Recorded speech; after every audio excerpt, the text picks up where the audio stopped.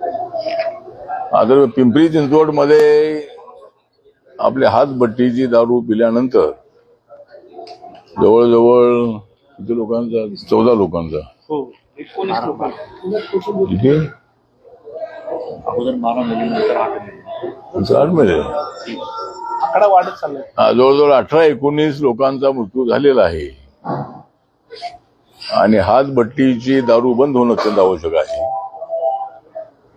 हातभट्टीच्या दारूच्या भट्ट्या अनेक ठिकाणी चाललेल्या असतात आणि पोलिसांनी कारवाई जरी केलेली असली तरी पुन्हा त्या भट्ट्यात चालू असतात.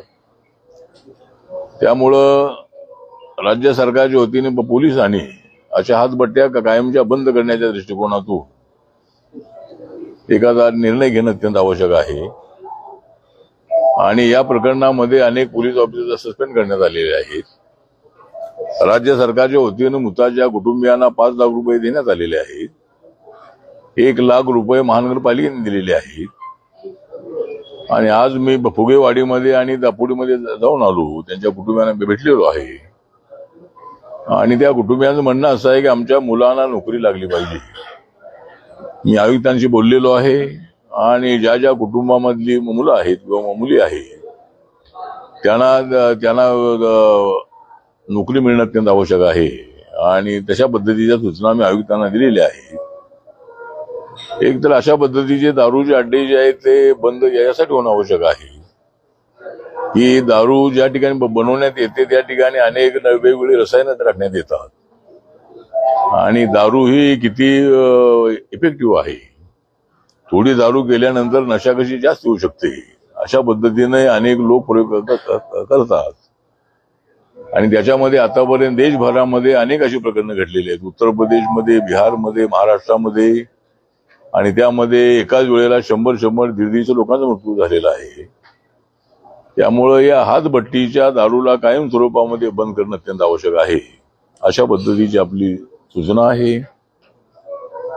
त्यानंतर आता विधान परिषदेच्या निवडणुका 17 ठिकाणी होत आहे आणि महायुतीच्या वतीने 17 जागा आम्ही लढतो आहोत.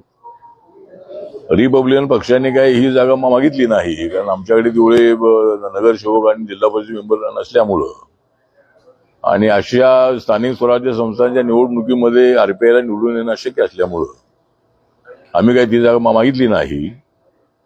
पण माननीय देवेंद्र फडणवीस यांनी आपणाला आश्वासन दिलेलं आहे की आरपीआयला 1 जागा एमएलसीची देण्याचं त्यांनी मान्य केलेलं आहे. पण मागच्या वेळेला ज्या 10 जागांची निवडणूक झाली त्याच्यामध्ये त्या 9 जागा आपल्या महायुतीच्या वाट्याला आल्या होत्या. त्याच्यामधल्या 6 जागा बीजेपीकडे होत्या, 2 जागा शिवसेनेकडे होत्या, 1 जागा राष्ट्रवादीकडे होती. पण त्यावेळेला आम्हाला एखादी जागा मिळेल अशी अपेक्षा होती. आमदारांच्या मधून ती निवडून येणारी होती. तर आता मार्ग राहिलेला आहे तो 5 जागा गव्हर्नर नॉमिनीच्या राहिलेल्या आहे. त्याच्यामध्ये जर आरपीआयला 1 जागा मिळावी अशी आमची मागणी अगोदर होती आणि आता आमची मागणी आहे. त्या महायुतीमध्ये रिपब्लिकन पक्ष आहे त्यामुळं महाराष्ट्रातल्या अनेक कार्यकर्त्यांना संधी मिळेल. अद्याप डीपीडीसी आणि जिल्ह्याच्या कमिट्या झालेल्या नाही आहेत. त्या करत असताना आरपीआयला एका कमिटीमध्ये 1 मेंबर तरी द्यावा अशी आपली मागणी आहे. प्रत्येक जिल्ह्यामध्ये 200-300 एसओ आहे ते देण्यात यावे आणि माननीय मुख्यमंत्र्यांनी त्यावेळेला मान्य केलेलं आहे आणि त्याप्रमाणे रिपब्लिकन पक्षाला सत्तेमध्ये वाटा मिळावा अशा पद्धतीची आपली अपेक्षा आहे. अमेरिका आणि इराणच्या युद्धामुळं आर्थिक परिस्थिती आपली अडचणीची असल्यामुळं आमचं सरकार आल्यापासून आम्ही कधी पेट्रोल डिझेलमध्ये वाढ केली नव्हती. पण आता 3 वेळेला वाढ झाल्यामुळं 7.5 रुपये पेट्रोल डिझेलमध्ये वाढ झालेली आहे. त्यामुळे सर्वसामान्य माणसाला नक्की त्याचा त्रास होतो आहे. पण देशाच्या इकॉनॉमीला लक्षामध्ये घेऊन हा निर्णय सरकारने घेतलेला आहे. त्यामुळे अडचणी आहेत त्याची आम्हाला कल्पना आहे. पण टप्प्याटप्प्याने नक्की जे वाढलेले भाव आहे ते भाव कमी करण्याचा प्रयत्न भारत सरकार करणार आहे आणि राज्य सरकारने आपला जो एक्साईज आहे तो काही टक्के कमी केला तर पेट्रोल डिझेल भाव अजूनही खाली जातील आणि महागाईचा दर आहे तो कमी राहील असं आपलं मत आहे. त्यामुळे नक्कीच नरेंद्र मोदींचं सरकार जे आहे ते सर्वसामान्यांना त्रास होऊ नये अशा भूमिकेचं आहेच आहे. पण सध्याची अडचण लक्षामध्ये घेतल्यामुळं, अडचण असल्यामुळं सध्या भाव वाढलेले आहेत. अपोजिशनच्याकडून आंदोलन होत आहे, गोष्ट खरी आहे. सगळ्यांना आंदोलन करण्याचा अधिकार आहे. पण आपल्याला माहित आहे की डॉक्टर मनमोहन सिंग यांचं सरकार असताना अनेक वेळेला पेट्रोल डिझेलमध्ये वाढ झाली होती आणि त्यांच्या काळामध्ये सुद्धा मोठी महागाई अनेक वेळेला वाढलेली होती. त्यामुळं राहुल गांधी म्हणतायत की नरेंद्र मोदी हे महागाई मॅन आहे. परंतु त्यांचा जो आरोप आहे तो आरोप अत्यंत चुकीचा आहे. नरेंद्र मोदीजी महागाई मॅन नसून ते भारताची शान आहे. नरेंद्र मोदीजी महागाई मॅन नसून ते विकासाचे मॅन आहेत. आणि मी आता अनेक खेड्यापाड्यामध्ये फिरतो आहे. प्रधानमंत्री सडक योजना जी आहे, या प्रधानमंत्री सडक योजनाचे जे रोड आहे ते गावागावाशी जोडले गेलेले रोड अत्यंत चांगले झालेले आहेत. म्हणजे हायवेपेक्षा सुद्धा ते रोड छोटे रोड आहेत पण अत्यंत चांगले रोड झालेले आहेत. आणि अनेक विकासाची कामं जी आहेत ती आमच्या सरकारने केलेली असल्यामुळं आपल्या देशाची इकॉनॉमी 4 नंबरवर आलेली आहे. ती पुन्हा खाली जाऊ नये म्हणूनच अर्थतज्ञांची चर्चा केल्यानंतरच नरेंद्र मोदी यांनी हे पेट्रोल डिझेल भाव वाढवण्याचा निर्णय घेतलेला आहे. आणि आता अमेरिका आणि इराण युद्ध जर पूर्णपणे थांबलं तर मला असं वाटतं की ते दर आहे ते ऑटोमॅटिकली कमी होतील आणि आपल्या महागाईपेक्षा अमेरिकेमध्ये जास्त महागाई वाढलेली आहे. म्हणजे ट्रम्प यांच्या विरोधामध्ये त्या ठिकाणी सुद्धा मोठ्या प्रमाणात आंदोलन झालेलं आहे. आणि त्यामुळं आपल्या देशात महागाई व्हावी अशी भूमिका आमची अजिबात नाही आहे. सर्वसामान्यांना त्रास व्हावा ही भूमिका आमची अजिबात नाही आहे. पण नाईलाज म्हणून ही वाढ करण्यात आलेली आहे. पण नक्कीच काही नंतर आपल्याला त्या ज्या वाढलेली भाव आहे ते कमी करण्याच्या दृष्टिकोनातून सरकारच्या वतीने नक्की प्रयत्न होणार आहे. दुसरा मुद्दा आहे तो मागासवर्गीय जे दलित लोक आहेत, शेड्यूल कास्टचे लोक आहेत, या शेड्यूल कास्टच्या लोकांमध्ये कॅटेगरायझेशन करण्याच्या संबंधातली चर्चा सुरू आहे. आणि त्याच्यामध्ये काही जातींचा विरोध आहे, काही जातींचा पाठिंबाही आहे. त्यामुळं जी समिती नेमली होती त्या समितीचा रिपोर्ट आलेला आहे पण तो रिपोर्ट काय आहे तो अजून समजला नाही आहे. परंतु रिपब्लिकन पक्षाची भूमिका अशी आहे की शेड्यूल कास्टमध्ये ज्या 59 जाती आहेत त्या 59 जाती ज्या आहेत तर रिझर्वेशन द्यायचं असेल तर 2027 ची जनगणना आता होणार आहे. ती 21 आहे पण आता 27 होणार आहे. तर त्या 27 मध्ये झालेल्या जनगणनेनुसार प्रत्येक जातीचं किती पर्सेंटेज आहे ते पाहून मला वाटतं की राज्य सरकारने प्रत्येक जातीला त्यांच्या पर्सेंटेज प्रमाणे रिझर्वेशन द्यावं म्हणजे कोणावरती अन्याय होणार नाही अशी आमच्या पक्षाची भूमिका आहे. दुसरा मराठा आरक्षणाचा विषय आहे. मराठा आरक्षणाला सर्वात अगोदर माझ्या पक्षाने पाठिंबा दिलेला आहे दलित क्रांतीच्या काळामध्ये. तर आता मनोहर जरांगे पाटील यांचं ओपन सुटलं का? मनोज जरांगे पाटील यांच्यासोबत राज्य सरकारचे अनेक मंत्री त्यांना भेटले आणि त्यांच्या ज्या मागण्या आहेत त्या मागण्या आम्ही सगळ्या मान्य करू असे त्यांना सांगण्यात आलेलं आहे. त्यामुळे त्यांनी उपोषण सोडलेलं आहे, चांगली गोष्ट आहे. म्हणजे ते मनोज जरांगे पाटील बसलेले होते भर उन्हात पण मराठ्यांना आरक्षण देणं हे आमच्या मनात. त्यामुळे मराठ्यांना आरक्षण देणं हे आमचं काम आहे. राज्य सरकारने 10% आरक्षण ऑलरेडी दिलेलं आहे. सारथीचं बजेट सुद्धा वाढवलेलं आहे. गरीब कुटुंबातल्या मराठा मुलांना शिक्षणासाठी संधी दिलेली आहे. अशा पद्धतीनं माननीय देवेंद्र फडणवीस जे आहेत, एकनाथ शिंदे आहेत, सुनेत्रा पवार जे आहेत या मराठा आरक्षणाच्या बाजूने आहेत आणि म्हणूनच 10% आरक्षण त्यांना देण्यात आलेलं आहे. पण ज्यांच्या कुणबी नोंदी आहेत त्या कुणबी नोंदी असणाऱ्यांना ओबीसीतून आरक्षण मिळायला हरकत नाही आहे.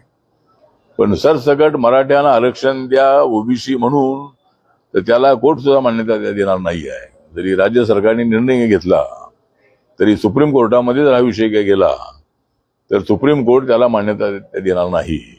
कारण ज्या वेळेला हा कालेलकर कमिशनच्या वतीने ज्या वेळेला अभ्यास झाला होता त्यावेळेला ओबीसी मध्ये मराठा समाज ही जात आली नव्हती. आणि त्यामुळं आमची भूमिका अशी आहे की गरीब मराठ्यांना आरक्षण मिळालं पाहिजे. पण मग त्यासाठी आता पर्याय असा आहे की भारत सरकारने ईडब्ल्यूएस आरक्षण दिलेलं आहे. 10% भारत सरकारने ईडब्ल्यूएस आरक्षण दिलेलं आहे. 10% आरक्षण जे दिलेलं आहे, तर त्या 10% आरक्षणाचा फायदा मराठा समाजाला होऊ शकतो, पण सध्या तो होत नाही आहे. तर त्याच्यातून काहीतरी मार्ग काढण्याचा प्रयत्न करायला हरकत नाही आहे. आमच्या सरकारने मोदी सरकारने आणि आमच्या मंत्रालयाने हा निर्णय घेतलेला आहे की जे लोक, जी family schedule caste, schedule tribe आणि ओबीसी मध्ये येत नाही, म्हणजे कुठल्याही जातीची धर्माची असो, ज्यांचं उत्पादन 8 लाखाच्या आतमध्ये आहे, त्या कुटुंबाला या 10% आरक्षणाचा शिक्षणामध्ये आणि नोकऱ्यामध्ये फायदा देण्याचा हा कायदा आहे. आणि त्यामुळं त्या मराठा समाजाला आरक्षण द्यायचं असेल तर मला असं वाटतं की ईडब्ल्यूएसचं आरक्षण जर त्यांना मिळालं तर ऑटोमॅटिकली सगळ्या मराठ्यांना त्याचा फायदा होणार आहे. त्यामुळं राज्य सरकारने मला वाटतं की त्याचा विचार करून त्यांना ईडब्ल्यूएस मधून आरक्षण देण्याच्या संबंधाचा निर्णय घ्यावा. आणि ज्यांच्या ओबीसी ज्या नोंदी आहेत, कुणबी नोंदी आहेत, त्यांना ओबीसीचं आरक्षण मिळालंच पाहिजे, ही आमची भूमिका आहे. तर त्या दृष्टिकोनातून याच्यातून काहीतरी मार्ग काढणं अत्यंत आवश्यक आहे. आंदोलनांवर ज्या केसेस गेलेल्या त्या काढाव्यात अशी मागणी आहे. त्याचा निर्णय सरकार लवकरच घेणार आहे. आणि इतर ज्या काही त्यांच्या मागण्या आहेत त्या मागण्यावर पॉझिटिव्हली विचार करण्याची भूमिका राज्य सरकारची आहे. आणि मनोज जरांगे पाटील उपोषण सोडलेलं आहे, त्यांचा आम्ही आभार व्यक्त करतो. कारण एवढ्या उन्हामध्ये तिथे बसलेले होते. आणि राज्य सरकार हे मराठा आरक्षणासाठी पॉझिटिव्ह आहे. देवेंद्र फडणवीस अजिबात ते कलाकार आहात आणि मी सुद्धा कलाकार आहे. त्यामुळे या राजकारणामध्ये अनेक लोक मराठा समाजाला न्याय देण्यासाठी आणि काही जे काही निर्णय घेणं अत्यंत आवश्यक आहे ते नक्की ते घेतील अशी आम्हाला अपेक्षा आहे.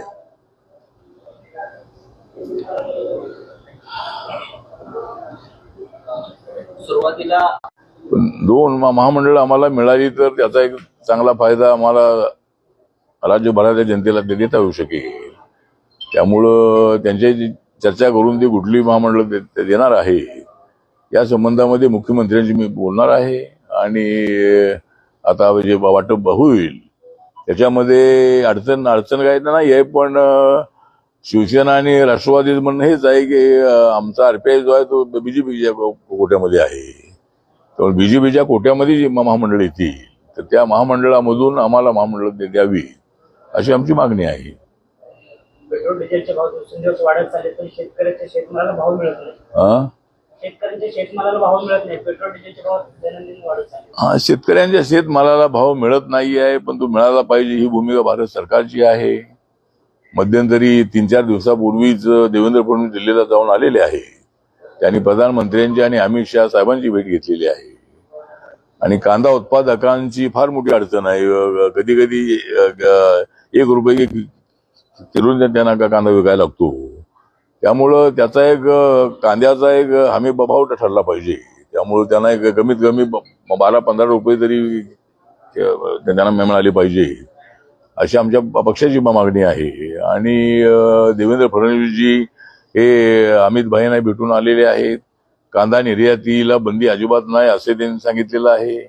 त्यामुळं भारताच्या बाहेर जर कांदा पाठवला तर शेतकऱ्यांना त्याचा चांगला प्रभाव मिळणार आहे. त्यामुळं मला असं वाटतं की अनेक प्रश्नांवरती ते चर्चा करून आलेले आहे आणि शेतकऱ्यांना न्याय देण्याची भूमिका सरकारची आहे असं त्यांनी सांगितलेलं आहे. ऑलरेडी पाहिलं गेलं तर प्रकाश आंबेडकरांनी आरोप केलेला आहे की आपला माल बाहेर जात नाही, त्यामुळे शेतकऱ्यांचा नरेंद्र मोदींनी बळी दिलेला आहे म्हणून. भारतातील शेतकऱ्यांचा बळी दिलाय प्रकाश आंबेडकर म्हणतात. काय शेतकऱ्यांचं काय म्हणा माल बाहेर जात नाही शेतकऱ्यांचा, त्यामुळं नाही बाहेर जात नाही म्हणजे आता जे काही युद्धामुळे अडचण झालेली आहे त्यामुळं ती अडचण आहे. पण आता मला वाटतं की आता युद्धाच्या काळामध्ये आपल्याला माहित आहे की होर्मुझच्या त्या ठिकाणावरून जो गॅस आणि क्रूड साठा सगळ्या जगभरामध्ये जातो तर त्या ठिकाणी मोठी अडचण होती. तर त्या युद्धामुळं मला वाटतं की जे ट्रान्सपोर्टेशन आहे ते ट्रान्सपोर्टेशन तेवढं नियमित नाही आहे आणि त्यामुळं बाहेर जाणारा जो माल आहे तो तेवढ्या पद्धतीनं जात नाही. गोष्ट खरी आहे. तो माल लवकरात लवकर गेला पाहिजे, यासाठी युद्धाची अडचण आहे. आणि युद्ध जर संपलं तर ऑटोमॅटिकली तो माल त्या ठिकाणी जाणार आहे आणि शेतकऱ्यांच्या मालाला योग्य भाव मिळणार आहे. महागाईचा जी झळ आपल्या सगळ्यांना बसते त्याच्यामध्ये आपण एका चुकीच्या देशाला पाठिंबा दिलाय म्हणून ही सगळी झळ आपल्याला बसते. जर आपण इस्रायल ऐवजी इराणला पाठिंबा दिला असता तर ही झळ बसली नसते असं वाटतं तुम्हाला? मला वाटतं की इस्रायलऐवजी इराणला आपण काही कुणाला पाठिंबा दिलेला नाही आहे. म्हणजे भारत सरकारने या युद्धामध्ये अमेरिका किंवा इस्रायल यांना कुणालाही पाठिंबा दिलेला नाही. आणि इराणला जरी पाठिंबा फक्त नरेंद्र मोदी यांनी शांततेची भूमिका मांडलेली आहे. आम्हाला युद्ध नको, आम्हाला बुद्ध हवा आहे, आम्हाला विश्वशांती हवी आहे, ही भूमिका त्यांनी आता अनेक देशाचा दौरा केल्यानंतर त्यांनी भूमिका मांडलेली आहे. त्याच्या अगोदर युद्ध चालू असताना त्यांनी ही भूमिका मांडलेली आहे की युद्ध होणं योग्य नाही आहे. आणि इराणला डायरेक्ट पाठिंबा जरी आपण दिला नसला तरी इराणने आपल्याला मदत केलेली आहे. म्हणजे आपल्याला क्रूड आणि गॅस जो आहे तो आपल्याकडं येण्यासाठी त्यांनी बंदी घातली नाही. त्यामुळं मोठ्या प्रमाणामध्ये तो साठा आपल्याकडे आलेला आहे. आणि त्यामुळे आपल्या सगळ्या गाड्या चाललेल्या आहेत, कारखाने चाललेले आहेत. काय थोडी मध्यंतरी अडचण आली होती, पण मला असं वाटतं की इराणचे आणि आपले संबंध अत्यंत चांगले आहेत. आताचे नाही, अगोदरपासून जे चांगले आहेत. आणि काँग्रेसच्या काळापासूनच अमेरिकेबरोबर आपले संबंध चांगले आहेत. म्हणजे नरेंद्र मोदी आल्यानंतर त्याने अमेरिकेसोबत संबंध ठेवले असं अजिबात नाही आहे. आपला व्यापार जो आहे मध्यंतरी ज्या वेळेला इंडो US डील झालं त्याच्यामध्ये 47 लाख कोटीचं डील झालेलं आहे. म्हणजे आपल्या देशाचं या वर्षीचं बजेट 57 लाख कोटीचं आहे. तो जो डील आहे तो 47 लाख कोटीचा आहे. आणि त्यामुळं देवाणघेवाणीमध्ये व्यापारामध्ये त्यामध्ये भारताचा फायदा असल्यामुळेच ते डील झालेलं आहे. आम्ही काही अमेरिकेच्या दबावाखाली अजिबात नाही आहे. नरेंद्र मोदीजी हे कोणासमोर झुकणारे नाही आहेत. आणि त्यामुळं राहुल गांधी अनेक वेळेला आरोप करतायत, पण त्या आरोपामध्ये ते अजिबात नाही आहे. त्यामुळं भारत हा स्वतंत्र देश आहे, ताकदवार देश आहे. आणि आमचे पंतप्रधान कुणासमोर झुकणारे नाही. राहुल गांधींनी निवडणुकीच्या प्रकारात सांगितलं होतं की निवडणुकीनंतर दर वाढणार इंधनाचे.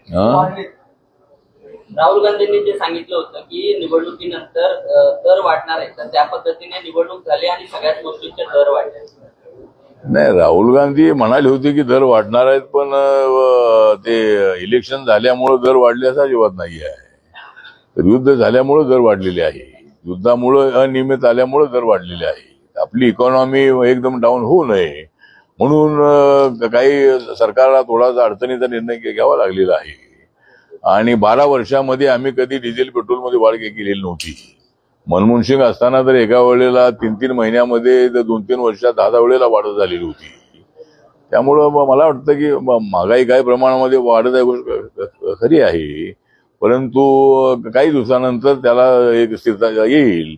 आणि राहुल गांधींचा जो आरोप आहे की इलेक्शन आता संपलेलं आहे म्हणून हे सगळं वाढलेलं आहे, तर असं अजिबात नाही आहे. इलेक्शन होतात जातात.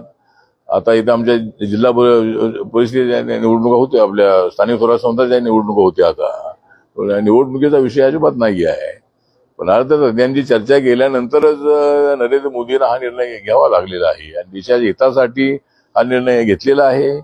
आणि जनतेला आमचं आव्हान आहे की आपण थोडंसं देशाच्या इकॉनॉमीसाठी थोडंसं त्रास सोसला पाहिजे. पण नंतर काही काळानंतर नक्की महागाई कमी होणार आहे. आणि